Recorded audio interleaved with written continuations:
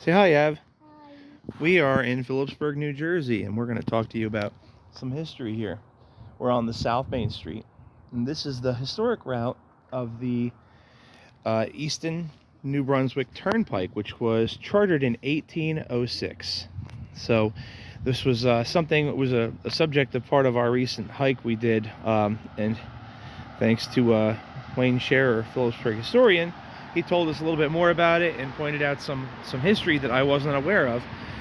Whenever I walk through here, I'm always walking one of these historic corridors. You can see right up ahead, there's a deck girder bridge, used to be the Lehigh Valley Railroad main line. And then just off here to this side of me is this, was now used by the police, but this was the Andover Morris School. That's the route of the former Morris Canal.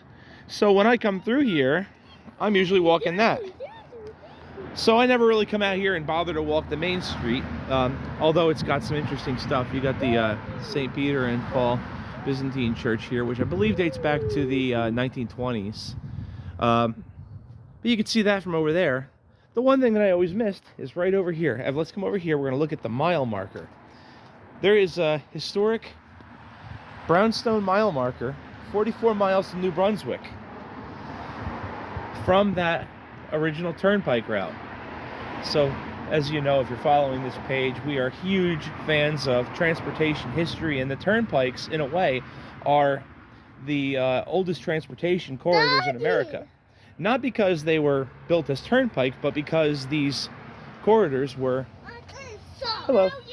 You do know me? I'm on your Facebook page. Well, you're going to be on it now because we're doing a history video. What? We're doing a history video right now. Yeah, Say hi, Ev.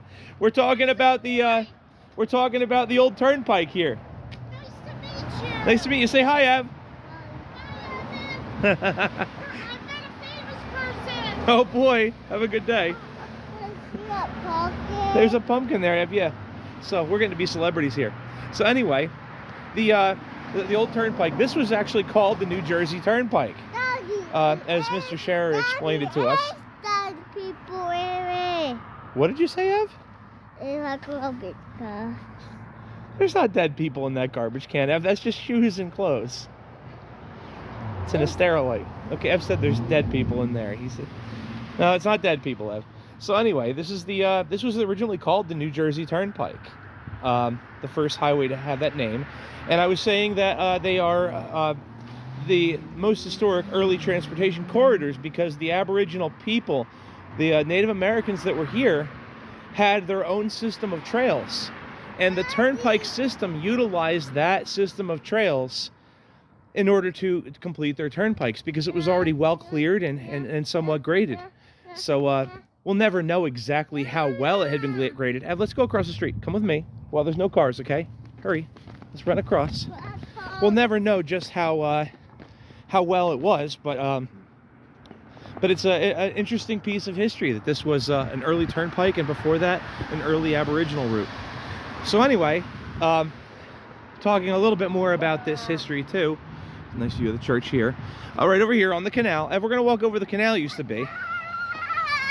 What? What? Here, Ev, we're going to go over where the canal used to be. Come on. Right over here, this was... Ev, shh, calm down. This is where the Cooper Hewitt Iron Works were, which opened up, I believe, 1848 through this area. And then it was purchased by the Andover Iron Works in 1868. It was the... It became the... Well, first it was the Trenton Iron Company owned it. And then it became that. And then it closed in the 1920s. I think it was dismantled in 1927. Whatever. It closed in 1927. And the Andover Morris School was built on part of the site of it. Now, the canal came right through here in the front of it and served that industry first. Of course, there were no railroads there yet, but that soon changed because the Beldell Railroad came around and back about 1853. Although it still wasn't as close as the canal. Now you can see there's a little dip in the land here. Let's walk in the snow over this way, Ev. We're walking now in where the canal used to go. And the sidewalk here would have been part of the berm. So the canal came right up here along South Main Street in this section. Now the Turnpike, if you wanted to follow the historic Turnpike route from here, it's South Main Street going out this way, and then it's Route 22 and Route 173, which was also previously 22, are the old Turnpike route. So it's 173, then 78, and as you're getting closer to Route 28, New Brunswick, that's part of it, and then Easton Avenue going in, as I understand, was part of it as well. So the canal was here starting in the 1820s. It was completed through to Newark by the 1830s, then to Jersey City in the 1840s, for a total of 102 miles across the state. And you like walking in the snow? And so this is the route of it, and there's a street over here built in the old canal prism. When they named the street and put it in, officially they were calling it Towpath Road, and fortunately some of the local historians knew better, and they named it Morris Canal Way, because it in fact was not on the towpath, it was in the canal itself. You'll see a big bit of concrete block over here on the right. That is the only remaining piece of the Andover Iron Works remaining. That big piece of concrete straight ahead. So a lot of the history gets erased, but it's still here. Right, Ev? You making some footprints? All right, so there you have it. A little bit of history through here. You got the old Turnpike, the New Jersey Turnpike, and you got the Cooper Hewitt or Andover Iron Works site.